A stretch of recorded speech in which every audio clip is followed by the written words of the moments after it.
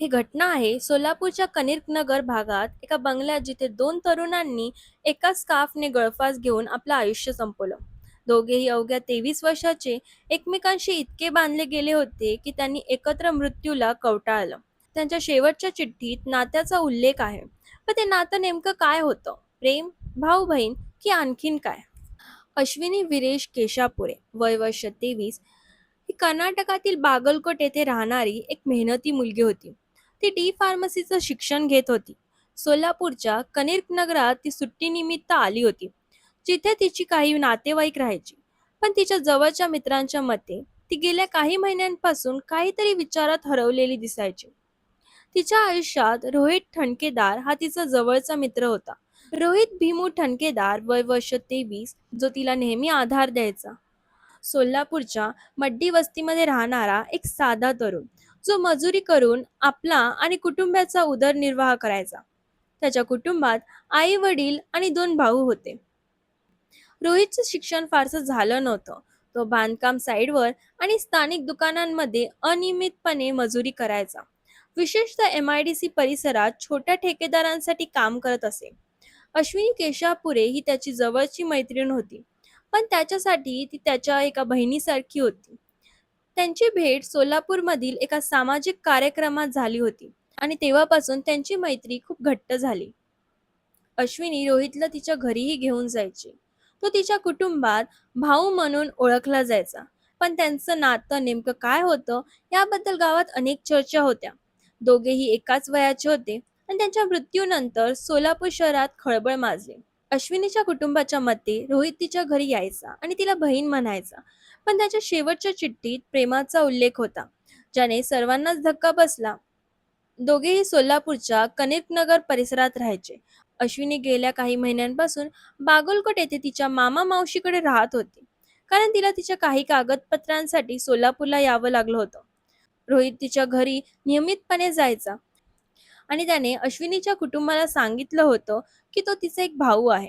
पण गावकऱ्यांच्या मते दोघंही एकमेकांसोबत जास्त वेळ घालवायचे आणि त्यांच्या वागण्यात काहीतरी वेगळं होतं.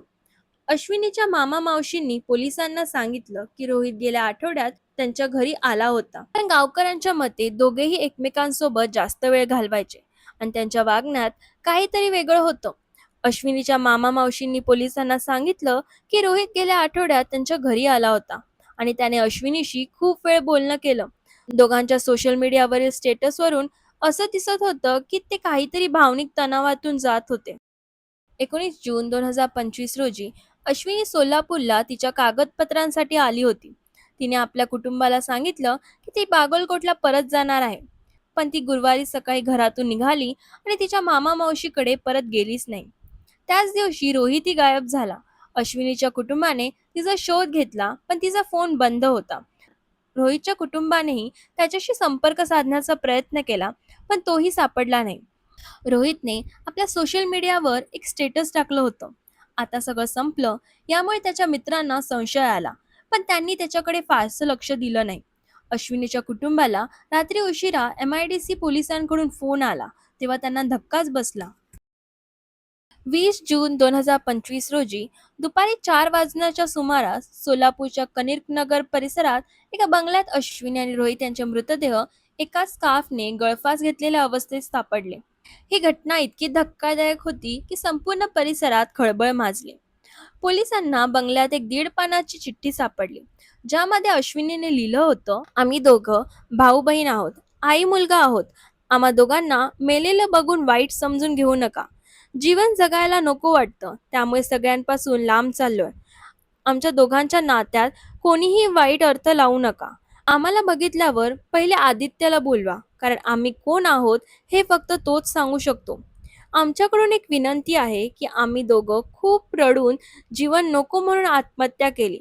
जिवंत असताना आम्हाला खूप जणांनी लांब करण्याचा प्रयत्न केला, पण मेल्यानंतर तरी आम्हाला सोबत जाळा.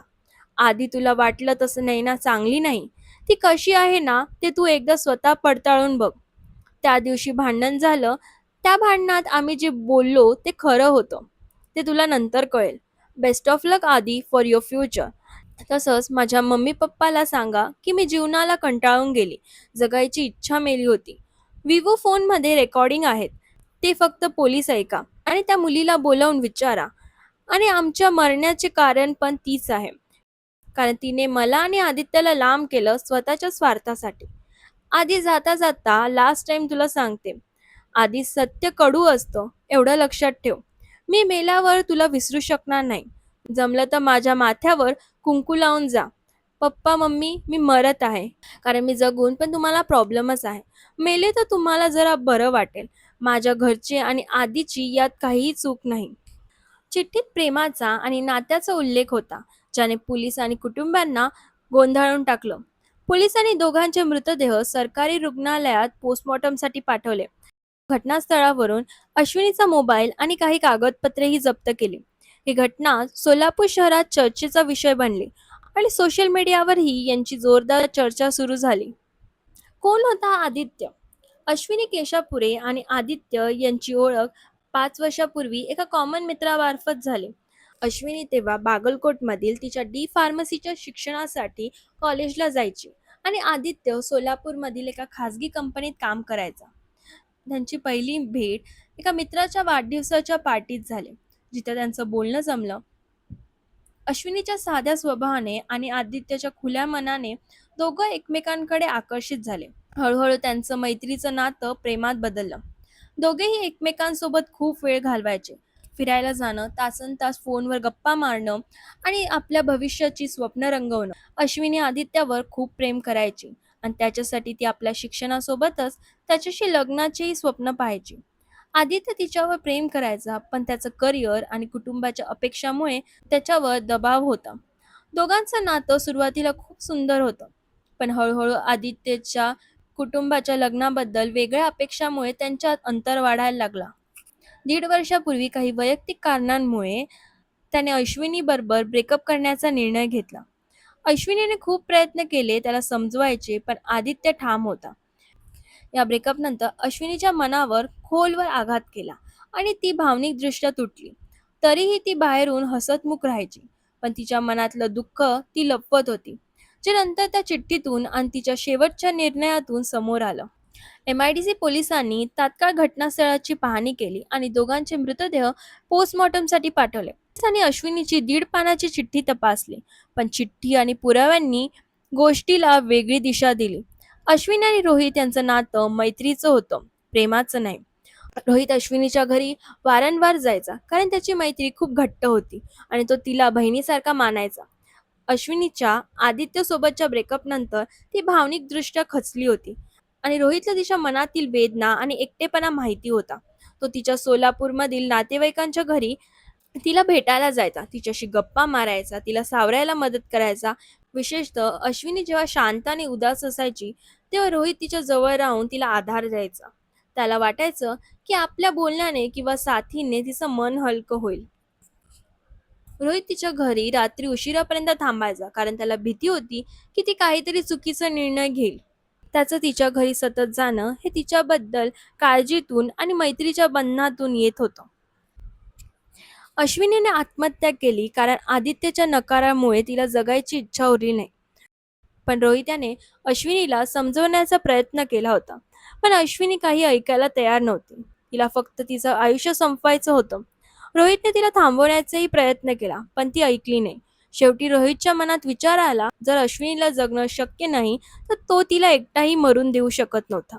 त्याच्या मनात अश्विनीप्रती असलेली मैत्री आणि तिच्याबद्दल आदर आणि तिला एकटं न सोडण्याची भावना इतकी प्रबळ झाली की त्याने तिच्यासोबत मरण्याचा टोकाचा निर्णय घेतला. अश्विनीचं मन आदित्यच्या ब्रेकअप नंतर तुटलं होतं. त्याच्या कुटुंबाच्या विरोधामुळे आणि करिअरच्या दबावामुळे आदित्यने तिला सोडलं. अश्विनीने अनेकदा त्याला समजवण्याचे प्रयत्न केले, पण प्रत्येक वेळी नकार मिळाला. त्या दिवशी तिने ठरवलं की आता बस. तिने चिठ्ठी लिहिली आणि आपली शेवटची इच्छा व्यक्त केली.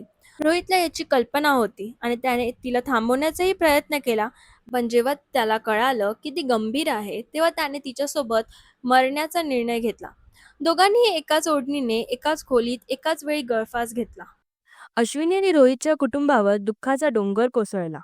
अश्विनीच्या आईवडिलांना तिची चिठ्ठी वाचून धक्का बसला. त्यांना वाटलं की त्यांनी मुलीच्या मनातलं दुःख ओळखलं नाही. रोहितच्या कुटुंबाला विश्वासच बसत नव्हता की त्यांचा हसतमुख मुलगा असा निर्णय घेईल. आदित्यलाही या घटनेने हादरवलं. त्याने पोलिसांना सांगितलं की त्याला अश्विनीच्या दुःखाची जाणीव होती, पण ती इतकं टोकाचं पाऊल उचलेल याची कल्पना नव्हती. कनिष्क नगरात शांतता पसरली, पण प्रत्येकाच्या मनात प्रश्नांचं वादळ होतं. ही घटना सोलापूरच्या इतिहासात काळा अध्याय बनली. पोलिसांनी तपास पूर्ण केले आणि ही आत्महत्या असल्याचा निष्कर्ष काढला. आदित्यवर कोणताही गुन्हा दाखल झाला नाही, कारण त्याने काही चुकीचं केलं नव्हतं. पण या घटनेने समाजात मानसिक आरोग्य, प्रेम आणि विषयांवर चर्चा सुरू झाली. अश्विनी आणि रोहित यांच्या मृत्यूने अनेकांना विचार करायला भाग पाडलं. ही गोष्ट फक्त अश्विनी आणि रोहितची नाही, ती आपल्या सगळ्यांची आहे. आपल्या आजूबाजूला कुणाचं मन तुटलं आहे, कुणाला आधाराची गरज आहे, हे ओळखा.